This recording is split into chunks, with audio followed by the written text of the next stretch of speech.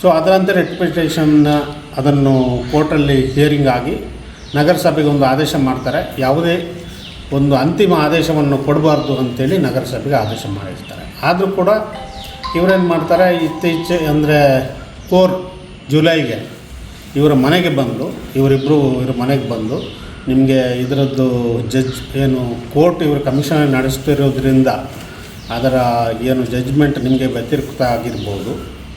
So ಅದನ್ನು ನಿಮಗೆ ಯಾವುದೇ ಥರದ ನಗರಸಭೆಯಿಂದ ತೊಂದರೆ ಬರಬಾರ್ದು ಅಂತ ಹೇಳಿದರೆ ನೀವು ಹಣ ಕೊಡಬೇಕಾಗತ್ತೆ ಅಂತೇಳಿ ಲಂಚಕ್ಕೆ ಬೇಡಿಕೆ ಇರ್ತಾರೆ.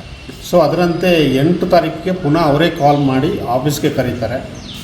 ಕರೆದು ನಮಗೆ 3 ಲಕ್ಷ ಕೊಡಬೇಕು, 3 ಲಕ್ಷ ಕೊಟ್ಟರೆ ನಿಮಗೆ ಯಾವುದೇ ನಗರಸಭೆಯಿಂದ ತೊಂದರೆ ಆಗಲ್ಲ ಅಂತೇಳಿ ಡಿಮಾಂಡ್ ಮಾಡ್ತಾರೆ.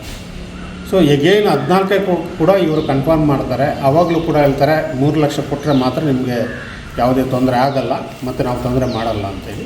ಸೊ ಇವರಿಗೆ ಲಂಚ ಕೊಡೋಕ್ಕೆ ಇಷ್ಟ ಇಲ್ಲದ ಕಾರಣ ಇವರು ನಿನ್ನೆ ಬಂದು ನಮ್ಮಲ್ಲಿ ಒಂದು ಪ್ರಕರಣವನ್ನು ದಾಖಲಿಸಿದ್ದಾರೆ. ಇವತ್ತು APMC ಹೊರಗಡೆ ಅಂದರೆ ಅವರ ಯಾರು ಕಂಪ್ಲೇಂಟ್ ಏಜು ಇದ್ದಾರೆ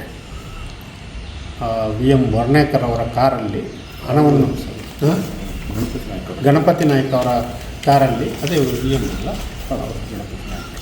ಅವರ ಕಾರಲ್ಲಿ ಲಂಚವನ್ನು ಸ್ವೀಕರಿಸುವಾಗ ರೆಡ್ ಹ್ಯಾಂಡ್ ಆಗಿ ನಾವು ಅರೆಸ್ಟ್ ಮಾಡಿದ್ದೇವೆ. ಹಣವನ್ನು ಕೂಡ ತೆಗೆದು ಎಲ್ಲ ತನಿಖೆಯನ್ನು ಈಗ ಮಾಡ್ತಾಯಿದ್ದೇವೆ. ಸರ್, ಎಷ್ಟು ಅಮೌಂಟು? 3 ಲಕ್ಷ. ವರ್ಣೇಕರ್ ಅವರು ತಗೊಂಡು ಗಣಪತಿ ನಾಯ್ಕ ಕೊಟ್ಟಿದ್ದಾರೆ. ಇಲ್ಲ ಅಂದರೆ ಅವರು ಹೆಸರು ಬೇರೆಯವ್ರದ್ದು ಹೇಳಿಲ್ಲ. ಅಂದರೆ ಇದಕ್ಕೇನು ಕಮಿಷನ್ ಅವರು ಯಾರು ಕಮಿಷನರ್ ಇದ್ದಾರೆ ಅವರೇ ಇದರದ್ದು ಜಡ್ಜ್ಮೆಂಟ್ ಎಲ್ಲ ಕೊಡುವುದು ಅಂತೇಳಿ ಹೇಳಿದ್ದಾರೆ. ಈ ಮೊದಲೇ ಅದು ಇವ್ರ ಮೇಲೆ ಆದರೂ ಕೇಸಸ್ಗಳು ಏನು ಬಂದಿತ್ತಾ? ಇವರ ಮೇಲೆ ಮೊದಲು ನಮ್ಮಲ್ಲಿ ಬಂದಿಲ್ಲ. ನೆಕ್ಸ್ಟ್